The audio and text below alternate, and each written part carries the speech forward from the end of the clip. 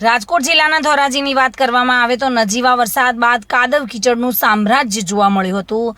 નગરપાલિકા તંત્રને જગાડવા માટે સંજયનગર સોસાયટીની મહિલાઓનો અનોખો વિરોધ જોવા મળ્યો હતો। મહિલાઓએ કાદવ કીચડમાં ઊભી રહીને નગરપાલિકા વિરુદ્ધ સૂત્રોચ્ચાર કર્યા હતા। મહિલાઓએ થાળી વેલણ વગાડીને તંત્રને જગાડવાનો પ્રયાસ કર્યો હતો। ધોરાજીના જમનાવડ રોડ પર આવેલી સંજયનગર સોસાયટીના લોકો કાદવ કીચડથી ત્રસ્ત થવાથી વિરોધ પ્રદર્શન કર્યું હતું। સંજયનગરના સ્થાનિકોનો આક્ષેપ છે કે અહીંયા રસ્તા પરથી પસાર થવું પણ મુશ્કેલ બન્યું છે। નગરપાલિકાએ પીવાના પાણીની પાઇપલાઇનના ખોદકામ બાદ યોગ્ય પુરાણ ન કરતા આ નજીવા વરસાદમાં જ કાદવ કીચડનું સામ્રાજ્ય જોવા મળી રહ્યું છે। જોકે મહિલાઓ નગરપાલિકા પહોંચી હતી ને ત્યાં આકરા પાણીએ જોવા મળી હતી। કાદવ કીચડને લઈને મહિલાઓમાં આક્રોશ જોવા મળ્યો હતો।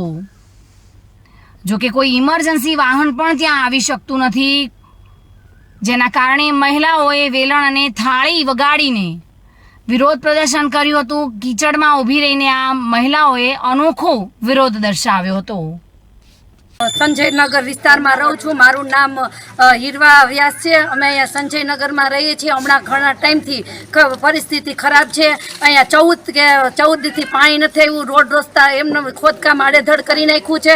કોઈ પણ જાતનું અમને અત્યારે કોઈ પણ સગવડતા મળતી જ નથી। કોઈ પણ વાહન આવતા નથી।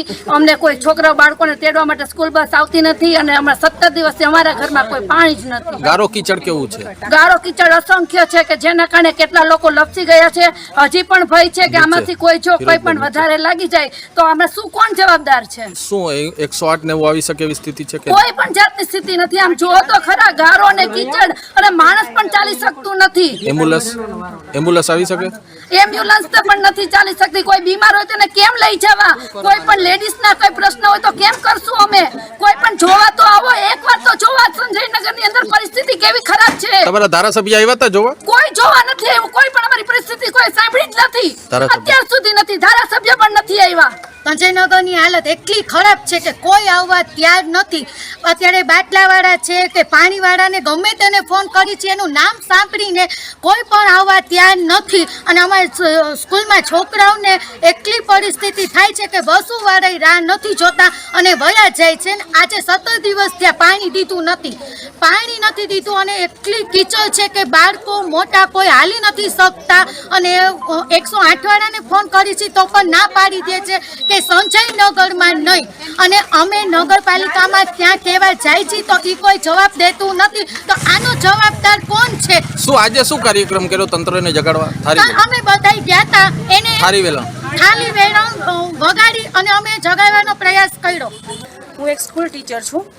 મારે રોજ સવારે ઉઠીને સ્કૂલે જવાનું થાય છે, પણ મારે સ્કૂલે જવા માટે આટલા કિચકાણમાંથી હાલી નહીં દુકાન સુધી આવીને અહીંથી ગાડી લઈને જવાનું થાય છે।